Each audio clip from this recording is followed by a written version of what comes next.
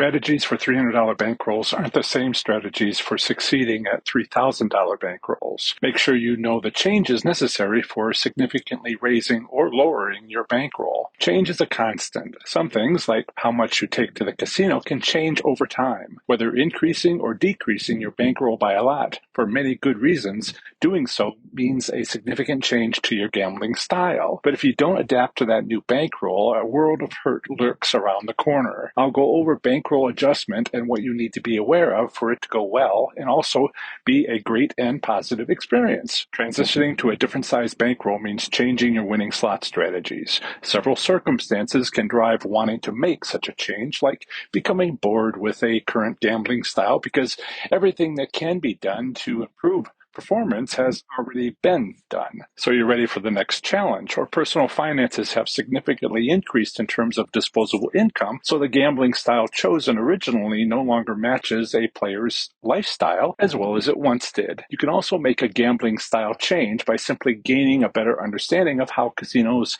and the gaming industry works. A critical element for making such a change involves improved money management skills. Changing styles often significantly changes the relative size of the bankroll needed, whether increased or decreased, and vice versa, because changing gambling styles also means changing bankroll sizes. For example, a few years ago, my slots gambling experiences involved large bankrolls, yet changes in economic conditions and ownership of the local casino led to gambling with smaller bankrolls. I also made this decision for another reason, which was to better understand the entertainment style of gambling for my audience. Using different size bankrolls results in learning to handle more or perform better financial record keeping. Not keeping good gambling records is common when spending a few $100s during a single casino visit, but that's no longer a luxury you can afford when jumping to $1,000 or $3,000 bankrolls. You may hire an accountant to handle a significant increase in hand-pay jackpots and their associated income tax forms, or you may purchase and use spreadsheet software to effectively manage an increase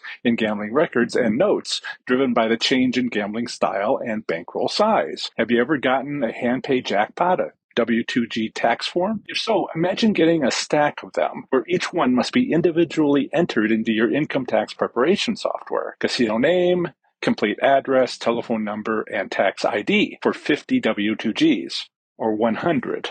Or 250. I entered 40 to 50 W-2Gs for 2 years running, and I'm here to tell you it was a lot of work come tax season. Changing bankroll sizes is a great deal of fun. I've enjoyed going from a $500 bankroll for 6 months to a $3,000 bankroll for a couple of years, then back down to a $300 bankroll for my trip reviews at new-to-me casinos. Yes, it's a bit of a challenge to make such a change and may not be fun for everyone, but there are financial compensations. This compensation can apply but to increasing or decreasing the bankroll size. If a player changes their gambling style, they need to educate themselves about what's different. This change includes switching styles to support a reduced bankroll. Have patience with learning a new style, as retraining yourself and learning the appropriate habits may take a while to adopt. But as usual, have fun and enjoy. My best advice isn't about changing a particular gambling style from one highly individualized approach to another with a higher bankroll. Instead, it's the unexpected pitfalls of making significant changes to your gambling style. We're all on a slots journey, hiking through jungles, over mountain passes, and navigating ocean voyages. If you watch where you place your feet, you should be fine,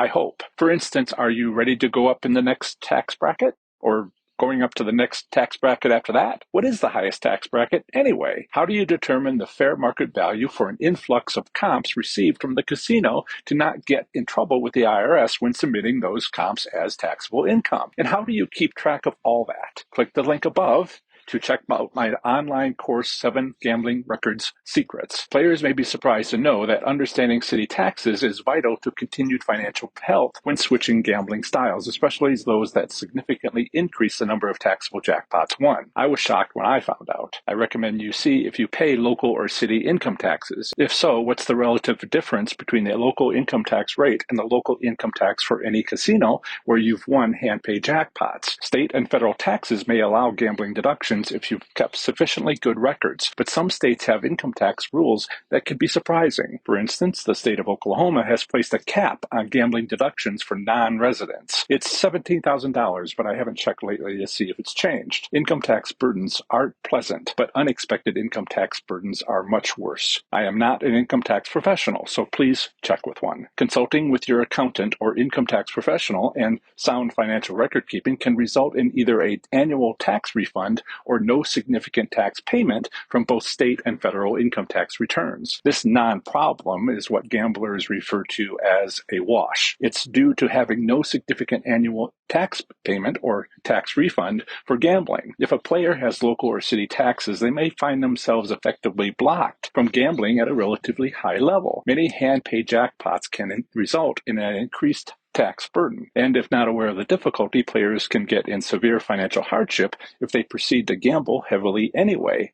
I did. Why? Because it is more than likely the local income tax office will not accept any tax deductions related to gaming. This caution is for players required to submit an annual tax revenue form to the city or local government. It includes the often relatively massive gambling deductions routinely accepted with state and federal income tax returns. Perhaps you weren't aware of this potential local tax issue. Increasing your bankroll can result in hand pays, many hand pays, and W-2G jackpots. Routinely handling W-2G jackpots becomes a necessity with larger bankrolls. Once again, this time with feeling, if you have local income taxes, be sure to consult with your local income tax preparer, especially if dramatically enhancing your slot machine gambling performance by, watching my content and educating yourself about slots to improve your gambling performance. We're all on a slots journey. Let's say you always take a $300 bankroll to the casino for slots and now find yourself able to comfortably take $1,000. Again, why can be all sorts of reasons, but for me,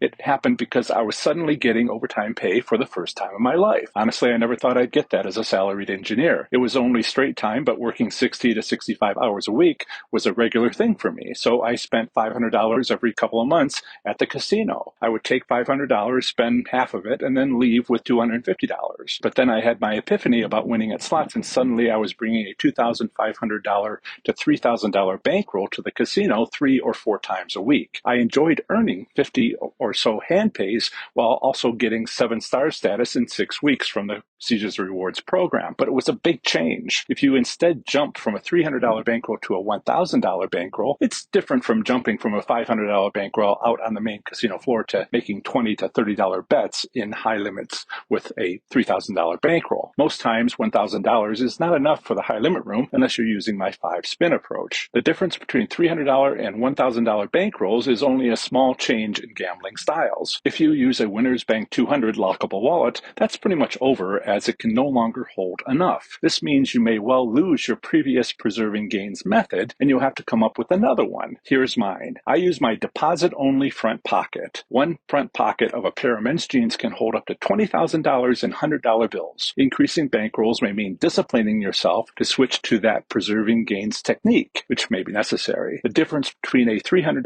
or $1,000 bankroll and a $3,000 bankroll is significant. Yes, you can use that size bankroll out on the casino floor, barely, making $8 or $10 maximum bets on a penny machine. But your high limit room becomes an option with a $3,000 bankroll. Having a $3,000 bankroll gives you lots of options at a casino, so it would be best if you had a plan. As I tell my students on career day, I don't care what your plan is, I care that you have a plan. What about bankrolls over $3,000? Playing slots with $3,000 to about $5,000 or even $10,000 bankrolls are pretty much the same, but things start getting sticky again when you go over $10,000 bankrolls. Please don't play slots on your casino's single $100 denomination machine or its single $500 denomination machine. You want a selection of slot machines to play, whatever the denomination, not one or two. I've seen that mistake too often, even done it myself early on. How much bankroll do you need to play a $100 denomination machine? Well, what size bets do you make with your normal bankroll? Let's say you have a $300 bankroll and make 90-cent bets on penny machines. A $100 bet is $111 90-cent bets, and 111 times your $300 bankroll means you'll need a $33,333 bankroll for $100 denomination machines, unless it's a 2-credit machine, so you'll need twice that, just to have about the same chance of winning as you have with your 90-cent bets